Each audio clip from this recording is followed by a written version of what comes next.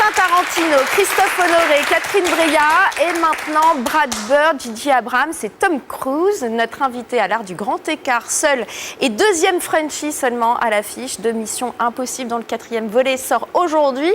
Léa Seydoux, bonsoir et bienvenue. Bonsoir. Alors la question c'est quoi? C'est vous étiez fan de la franchise Mission Impossible ou c'est justement le goût des contrastes, film d'auteur et film d'action qui vous a séduit? Ah oui, c'est le goût des contrastes. Mais en fait, je connaissais pas très bien Mission Impossible avant de faire celui-là. Ouais. Et c'est vrai que j'avais jamais fait de film d'action avant et ça m'a beaucoup plu. Et alors, comment est-ce qu'on est venu vous contacter? Produit par J.J. Abrams, réalisé par Brad Bird, on va y revenir puisque c'est important. Produit également par Tom Cruise. C'est justement Inglourious Basterds qui vous a amené à faire Mission Impossible. Le cheminement, ça a été lequel? Alors en fait, ce qui s'est passé sur Mission Impossible, chose assez rare, c'est que je n'ai pas passé de casting. Et appréciable, rare et appréciable en plus. C'est assez sympathique. Et donc voilà, et je crois en fait, ce qui s'est passé, c'est qu'une jeune comédienne avait été retenue, mais elle ressemblait trop à l'actrice principale, Ouais, Paula Patton. Paula Patton. Donc j'ai été un peu choisie comme ça à la dernière minute. Et je suis arrivée sur le tournage et voilà, et j'ai commencé à m'entraîner pour cette fameuse scène que j'ai dans le film où je me bats. Et voilà. Le film, la grosse scène d'action, on va y venir dans un instant. Avant cela, ce Mission Impossible 4, comment vous l'avez trouvé? Tout le monde a trouvé que c'était un bijou de film d'action avec beaucoup d'humour. C'est ça aussi qui prime sur ce 4e volet. Alors, pour vous dire la vérité, je n'ai pas encore eu l'occasion de le voir en entier. C'est drôle. Ouais, mais par contre, hier, c'était l'avant-première et j'ai vu quelques images et j'ai trouvé que c'était vraiment assez génial. Alors, impliqué dans l'attentat terroriste du Kremlin, l'agence Mission Impossible est totalement discréditée et démantelée. Malgré tout, une opération fantôme va être lancée. Ethan Hunt, le fameux héros de la saga, est privé de ressources et de renforts. Il doit trouver le moyen de réhabiliter l'agence et surtout de déjouer toute nouvelle tentative d'attentat. Bande-annonce. Com check. We're live. Target acquired. The hell is that? Abort.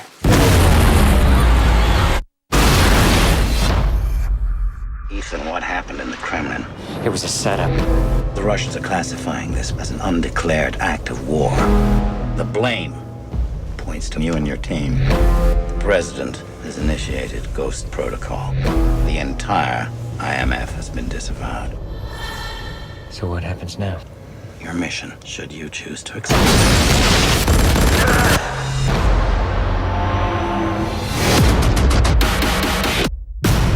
The secretary is dead. The 4 of us are all that remains of the IMF. No safe house, no support or extraction. Everyone connected with this man is an asset with valuable information. We come back with our target, or we don't come back. And how do you propose that we do that? We take him out. Yeah, we take her out, but, discreetly. Discreetly.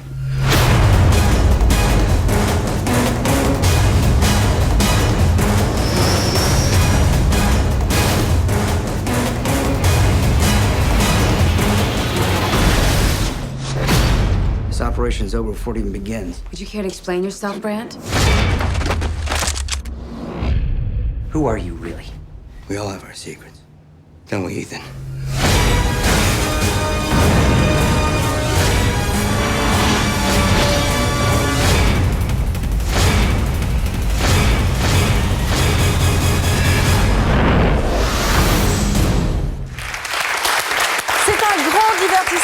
Mission Impossible 4, protocole fantôme. Vous déboulez sur le tournage, c'est ce que vous nous expliquez, un peu de façon précipitée.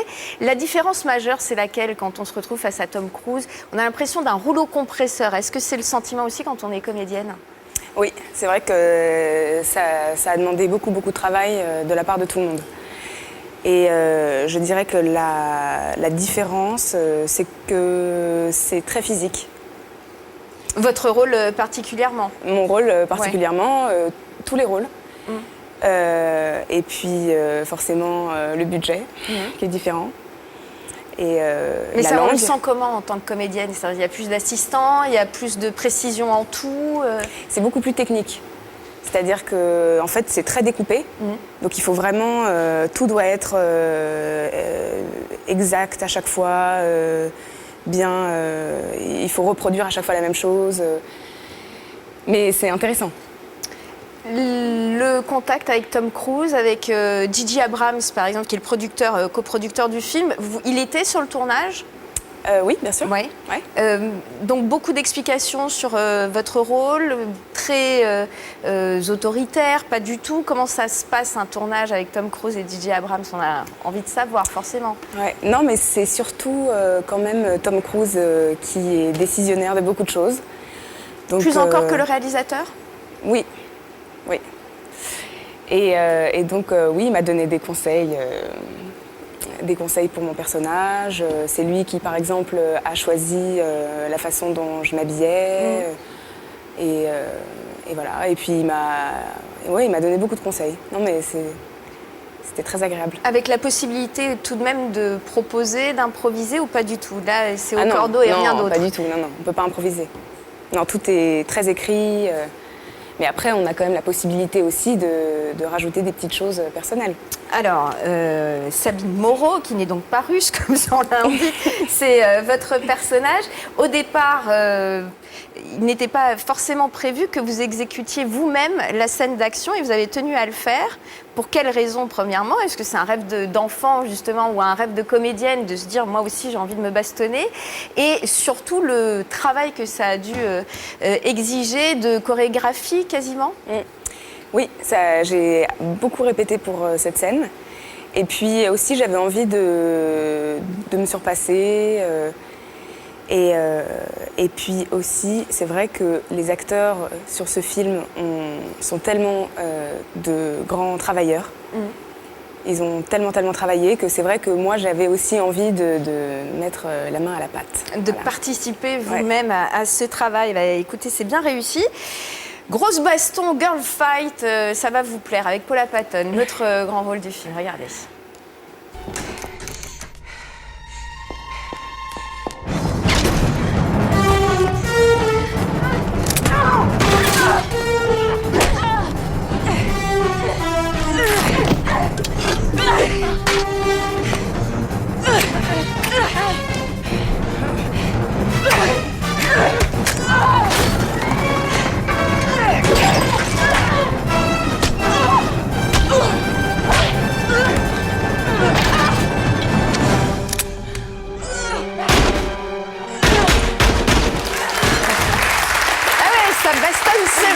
Vous l'aviez vu cette scène-là quand même? Vous n'avez pas vu le film en entier, alors vous l'avez trouvé comment?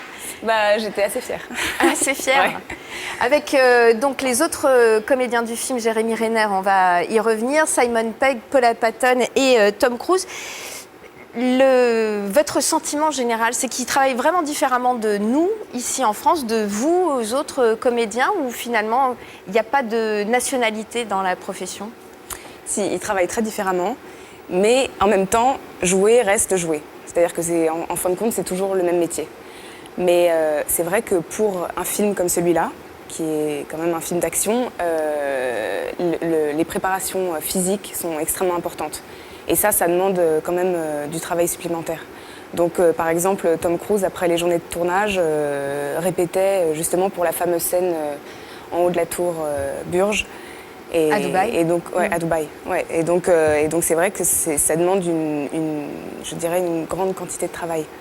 L'impact du réalisateur Brad Bird, dont c'est le premier film en réel, puisque c'est un animateur de films d'animation de Pixar, notamment oscarisé pour Les Indestructibles. Quel rôle avait-il sur le tournage? Vous l'avez dit, Tom Cruise omniprésent, et pour cause, il est à l'initiative de la franchise. Lui, comment son travail s'effectue avec vous? Vous voulez dire Brad Bird? Oui. Écoutez, il a réalisé le film et c'est son premier film en fait. Et il était très minutieux sur les détails, sur le découpage. Il a vraiment, je trouve qu'il a fait un travail assez remarquable pour quelqu'un qui n'a a priori pas l'habitude de travailler avec des comédiens, vu qu'il a réalisé Ratatouille et Les Indestructibles, ouais. qui restent malgré tout des vrais films bien sûr. de cinéma. Ouais. Comme vous n'avez pas vu l'intégralité du film, peut-être n'avez-vous pas vu cet extrait que nous vous proposons, Simon Pegg et Jeremy Renner. Il est question de téléguidage, regardez. Jump now? Yes, commit. Jump. Jump. Jump. And I catch you. Now. So, you're sure about this suit, right, Reggie? Pretty sure. Now you're pretty sure? Jump. Oh, God. Jump. Jump! Ah ben voilà. La suite, ce sera dans le film. Vous aviez vu celle-ci? Non. Ah ben voilà. Vous n'avez qu'à aller voir Mission Impossible 4 qui sort aujourd'hui au cinéma. Je le disais, l'art du grand écart pour vous, Léa Seydoux. L'un des prochains films dans lesquels on va vous voir, c'est celui de Benoît Jacot, Les Adieux à la Reine, avec Emmanuel DeVos notamment. Qu'est-ce que vous pouvez nous en dire? Et surtout, c'est vraiment un choix pour vous que d'alterner comme ça les styles et les genres, ou c'est vraiment selon les scénarios que vous recevez? Écoutez, le fait de faire le grand écart, c'est quelque chose qui me plaît beaucoup, parce que j'ai l'impression que je fais quand même des films qui me ressemblent. Quel qu'il soit. Quel qu'il soit, ouais. Et puis, ce qui m'intéresse particulièrement, c'est de travailler avec des grands metteurs en scène. Des auteurs? Des auteurs, oui. Et par exemple, Mission Impossible 4 vous apporte des choses à proposer à Benoît Jacot et inversement? Comment ça se passe? Oui, complètement. Par exemple, Mission Impossible, c'est vrai que c'était l'envie de travailler avec Brad Bird, Tom Cruise, de faire un film d'action, c'est vrai que c'est quelque chose dont je ne suis pas habituée et ce qui me plaît aussi, c'est la diversité. Mais que ce soit des films français, américains ou même espagnol. Vous avez une volonté comme ça de peut-être davantage vous investir dans le cinéma américain? On sent que vous pouvez tout à fait y trouver votre place. Enfin, on sent que le chemin est en train réellement de s'élargir. En tous les cas, c'est un cinéma qui me plaît beaucoup. Et j'aime énormément tourner en anglais. Et c'est vrai que j'aimerais bien que ça se reproduise. L'art du grand écart également pour Jérémy Renner, avec qui vous partagez l'affiche de Mission Impossible 4, un comédien qui grimpe et qui monte à Hollywood, notamment par le biais de Démineur en 2008, de Catherine Bigelow en 2012. Il va réellement s'installer en haut de l'affiche. Pourquoi? Frédéric Muraroto vous le dit.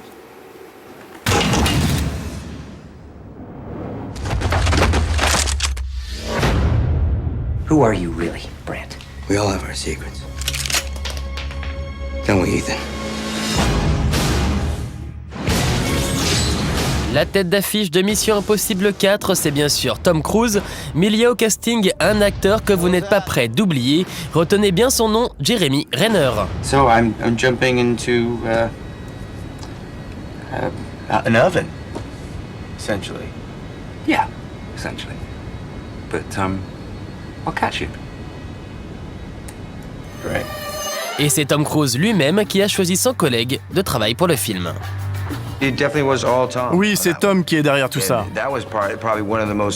Et la part la plus amusante du tournage, c'était de jouer face à Tom Cruise, le héros de Ricky Business ou de Rain Man.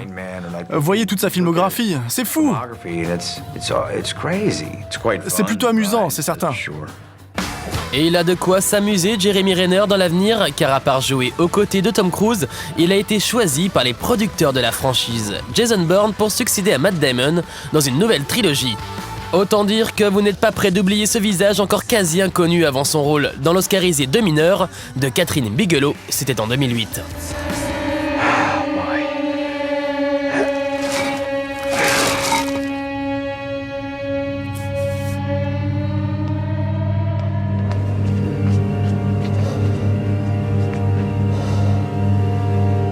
Et c'est le souhait alors de la réalisatrice d'éviter de mettre des stars au casting. De grands acteurs en devenir. Oui.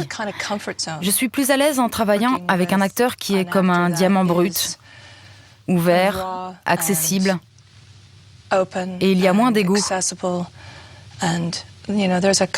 Ils ont cette faim d'apprendre et de tout donner pour leur personnage. Je trouve ça vraiment excitant. Nominé à l'Oscar du meilleur second rôle pour deux mineurs, Jeremy Renner repart bredouille, mais devient rapidement l'une des coqueluches d'Hollywood. Des mineurs a changé pas mal de choses autour de moi. Et dans ma vie. Enfin, ça n'a pas changé l'homme que je suis, manifestement, mais ça a changé la perception des professionnels et ma place dans le business. De plus grandes opportunités se sont offertes à moi, plus grandes en nombre, et de meilleure qualité. C'est quelque chose que... Enfin, je me sens béni des dieux. Car avant Des mineurs, Jeremy Renner restait encore pour les Français, l'acteur dont on connaissait le visage mais pas forcément les films. On va donc vous rafraîchir la mémoire. Après plusieurs passages à la télévision, son premier grand rôle au cinéma, il le connaît en 2002 avec Dahmer, l'histoire d'un serial killer cannibale, inédit en France. Si le film ne connaît pas le succès escompté, l'industrie du cinéma commence à se dire que Renner n'a peur de rien.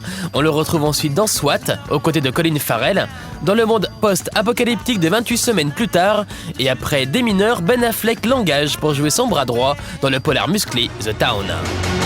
I'm putting this whole town in my rearview. You grew up right here.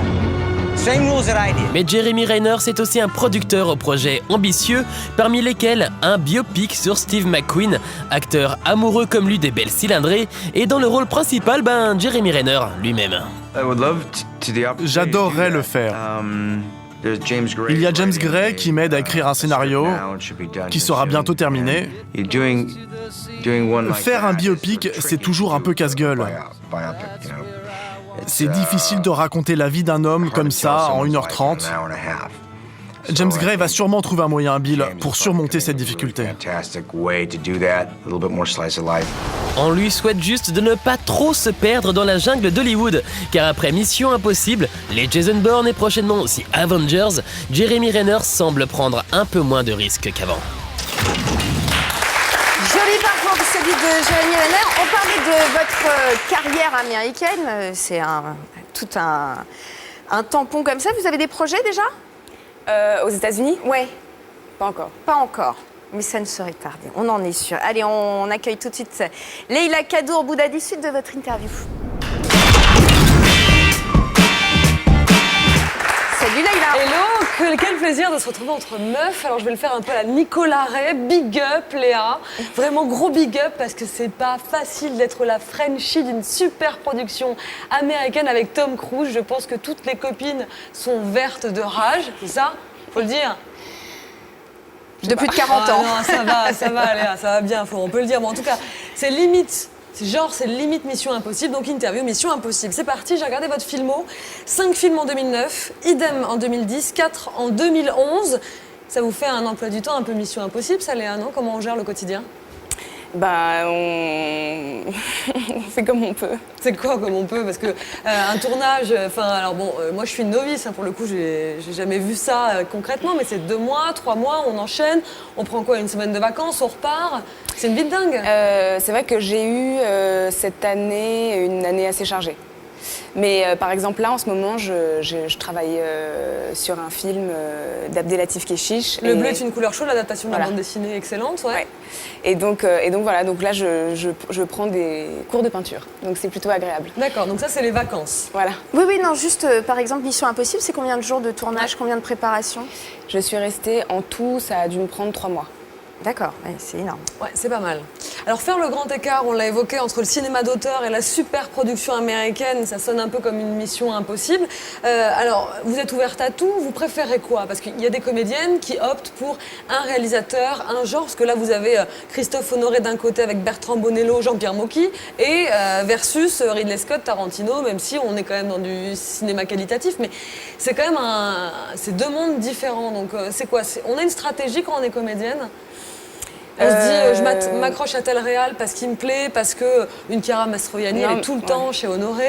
Est-ce qu'il y a une réflexion derrière ça? Une stratégie, c'est un peu... Pour ma part, je trouve que c'est un peu compliqué. La seule chose Parce que tout est fait, parce que ce métier est tellement incertain aussi. Mais moi, ce que je peux vous dire, c'est que j'essaye de faire des choix, en tout cas. Et c'est vrai que... Donc vous pouvez refuser éventuellement même des grosses productions américaines en se disant bah non, ça cadre pas. Oui, c'est vrai. Et en même temps, j'ai envie de jouer avec ce réal, mais le projet me convient pas. C'est vraiment... Ça vous est arrivé? Des gros trucs? C'est-à-dire que, après, vous savez, des propositions fermes, c'est assez rare. Mais c'est vrai qu'il y a par exemple des castings qu'on m'a proposé de faire et que j'ai pas voulu faire parce que le projet m'intéressait pas assez. Ça cadrait pas. Ouais, donc c'était une issue forcément les gens, négative. Un nom de film qui serait sorti derrière. Une info entre filles, et c'est bon quoi. Non mais après c'est vrai par exemple que j'avais passé des essais pour le film de David Fincher, où j'ai été très très loin dans le processus de travail et par exemple ça s'est pas fait. D'accord. Lequel de David Fincher, pardon? Le dernier, Millennium. Est-ce que c'est pas trop mission trop facile ou mission impossible de se faire un nom dans le cinéma quand on a le pédigré que vous avez? C'est quand même pas mal. Petite fille du président de Pathé, petite nièce du PDG de Gaumont. En gros, on réunit les gros cinémas français. Vous avez le sentiment quoi? Qu'on vous attend au tournant ou alors que c'est transparent? En termes de crédibilité, est-ce que c'est pas plus compliqué? Est-ce que ça peut être un appui Bah écoutez, non, je crois pas. Je crois que, pour ma part, c'est quelque chose qui est malgré moi. Enfin, si vous voulez, c'est. On ne choisit pas sa famille. Ouais, c'est ma famille, voilà. Non, mais je suis très contente, mais je veux dire, c'est comme ça. Et puis après, peut-être que c'est vrai qu'il y a certaines personnes qui se disent que c'est plus facile pour moi.